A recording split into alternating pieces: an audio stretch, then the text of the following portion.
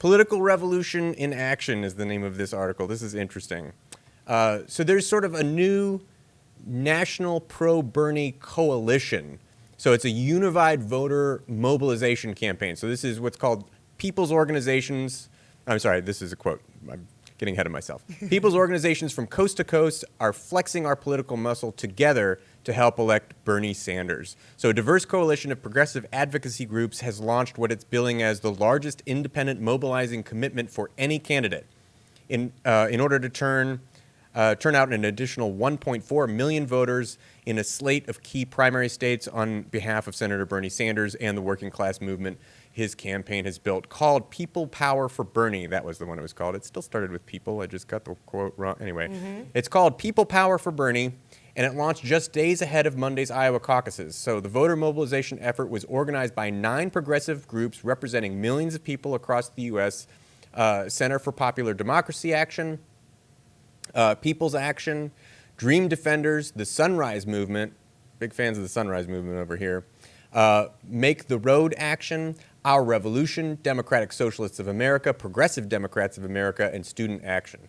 Quote, "This is the political revolution in action," Natalia Salgado, political director with CPD Action, said in a statement. Black, brown, and working people are the core of Sanders supporters. Together, this powerful network of organizations will ensure that Sanders becomes our nominee. So I think that the big, really important thing about this is to note that these political activist organizations, lots of unions, like the Postal Union, the Federal Postal Union now is officially supporting Bernie Sanders.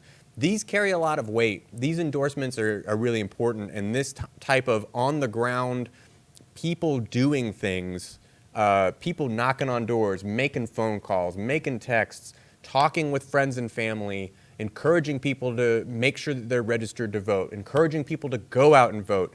It's one of those things that I find eternally frustrating is folks that think that the general election is the most important thing, and the reality is the most important thing is the primary election. You got to get out there and get the candidate that you want to represent you, because if we're snoozing on primaries, we're going to end up having to do lesser evilism voting again. Absolutely. And well, nobody wants that. And not only are the primaries, in my opinion, in a lot of ways more important than the general election, so we actually get the candidate that we want as our nominee.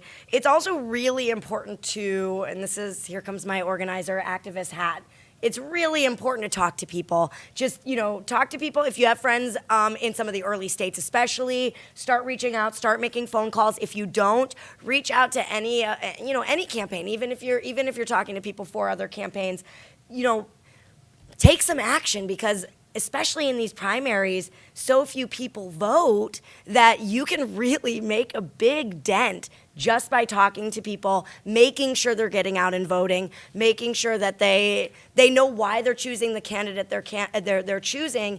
And I find that that's also a really great way to feel like there's something inside of our system that you can do, as an individual voter, some kind of power that you can take on. And, that feeling of power just begets more power. And that's how that works. So, that discouragement that we all feel largely about elections and about our political system, that is by design. Mm-hmm. And so get out there, get on the phone, talk to people. This is one of the most important elections probably of our lifetime. I can't cast myself 50 years away from now, but I'm saying right now, this is the time. Get out, talk to people.